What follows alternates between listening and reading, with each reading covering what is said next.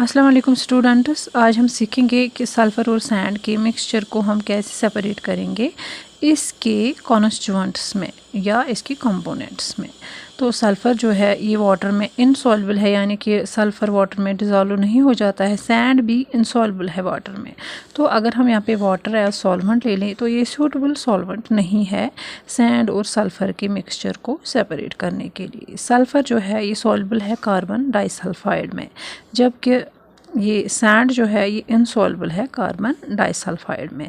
तो इस तरह से ये जो मिक्सचर है सल्फ़र और सैंड का, इसको हम सेपरेट कर सकते हैं इसके कंपोनेंट्स में कार्बन डाइसल्फाइड को यूज़ करके एज ए सूटेबल सॉल्वेंट। ये मुवाफिक सॉल्वेंट है जिससे हम सल्फ़र और सैंड के मिक्सचर को इसके कंपोनेंट्स में सेपरेट कर सकते हैं।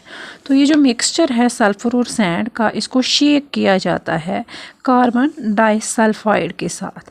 सल्फ़र डिज़ोल्व हो जाता है कार्बन डाइसल्फाइड में, जबकि सैंड जो है ये अनडिज़ोल्व्ड रहता है। सल्फ़र सोल्यूशन जो है जिसमें सैंड भी है, इसको बाद में फ़िल्टर किया जाता है फ़िल्टर के पेपर की मदद से। तो हम देखते हैं फ़िल्टर पेपर के ऊपर सैंड रह जाता है एज अ रेजिड्यू, और फ़िल्टर पेपर से जो सोल्यूशन पास हो जाता है वो है सल्फ़र सोल्यूशन।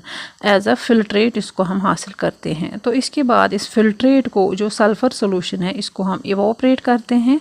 तो कार्बन डाइसल्फाइड सॉल्वेंट जो है ये एलिमिनेट होता है इवोपरेट करने से, तो वापस हमें फिर सल्फ़र हासिल होता है। साल्ट, शुगर और कार्बन जो है ये कार्बन डाइसल्फाइड में इनसॉल्युबल हैं।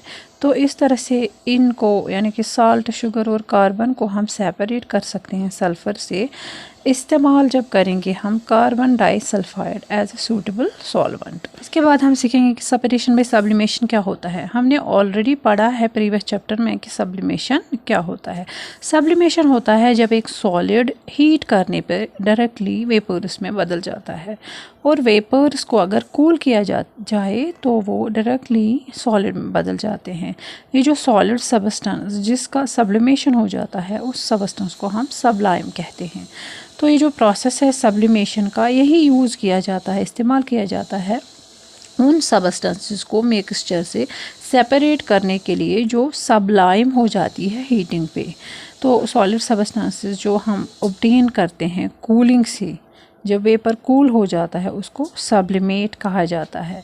तो जैसे कि सबस्टेंसेस यहाँ पे हम लेंगे अमोनियम क्लोराइड, आयोडीन है, कैम्फर है, नेफ्थलीन है या एंथ्रासीन है। ये सबलाइम हो जाते हैं हीट करने पे, यानी कि ये डायरेक्टली वेपर्स में चेंज हो जाते हैं जब इनको हीट किया जाता है, और इनको फिर रिकवर किया जाता है पहले फॉर्म में, यानी कि सॉलिड में, जब हम इस सब्लिमेट को कूल करते हैं। इसका मतलब है कि जो अमोनियम क्लोराइड है या आयोडीन है, कैम्फर है, नेफ्थलीन है, एंथ्रासीन है, ये डायरेक्टली चेंज हो जाते हैं सॉलिड से वेपर्स में जब इनको हीट किया जाता है। और जब ये वेपर्स इनके बनते हैं, उनको जब कूल किया जाता है तो ये सॉलिड सबस्टेंसेस में बदल जाते हैं। सारी सॉलिड सबस्टेंसेस का सब्लिमेशन नहीं होता है।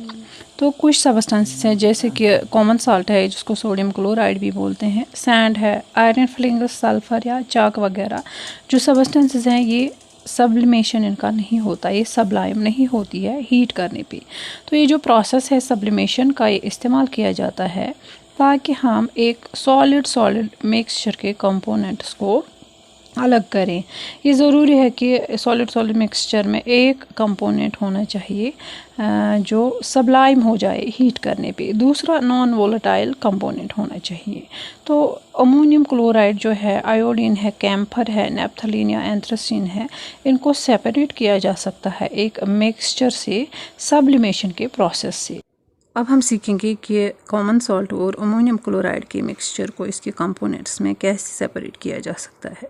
हमें पता है अमोनियम क्लोराइड जो है, जब हम इसको हीट करते हैं तो ये डायरेक्टली वेपर्स में बदल जाता है, यानी कि ये सबलाइम हो जाता है हीटिंग पे। तो कॉमन सॉल्ट जो है ये सबलाइम हीटिंग पे नहीं होता है।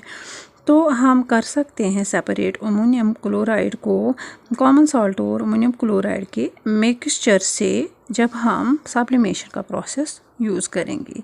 तो एक मिक्सचर लिया जाता है कॉमन साल्ट और अमोनियम क्लोराइड का चाइना डिश में, और चाइना डिश को रखा जाता है ट्राइपॉड स्टैंड पे, जो इजीली लेबॉर्ट्री में अवेलेबल होता है।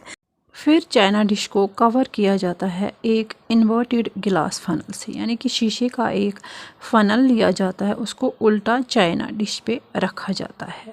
इसके बाद हम एक लूज़ कॉटन प्लग से, जो ओपन एंड है फनल का, ऊपर का जो ओपन एंड है फनल का, उसको हम कॉटन प्लग से बंद करते हैं, ताकि जो अमोनियम क्लोराइड के वेपर्स हैं वो एस्केप ना हो जाए एटमॉस्फेयर में, यानी कि एटमॉस्फेयर में ना चले जाएं। चाइना डिश जो है इसको हीट किया जाता है बर्नर की मदद से। जब ये मिक्सचर हीट हो जाता है, अमोनियम क्लोराइड चेंज हो जाता है वाइट वेपर्स में। ये जो वेपर्स है ये ऊपर चले जाते हैं और ये सॉलिड अमोनियम क्लोराइड में कन्वर्ट हो जाते हैं।